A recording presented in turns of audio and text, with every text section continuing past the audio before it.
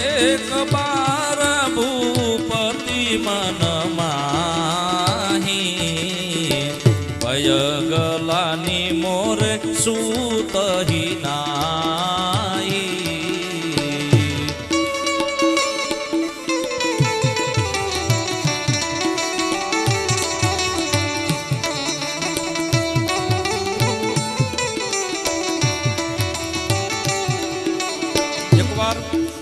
રાજા દશરથ છે એ પોતાના સિંહાસન ઉપર બેઠા છે અને વિચાર આવ્યો મનની અંદર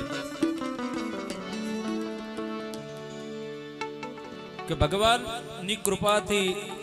તમામ પ્રકારનો વૈભવ છે પણ એક વાતનું દુઃખ છે જીવનની અંદર કંઈક હજી અધૂરું છે કંઈક હજી જીવનની અંદર ઉણપ દેખાય છે દશરથ રાજા કહે છે કે મારે એક પણ સંતાન નથી મારો વારસદાર કોઈ છે નહીં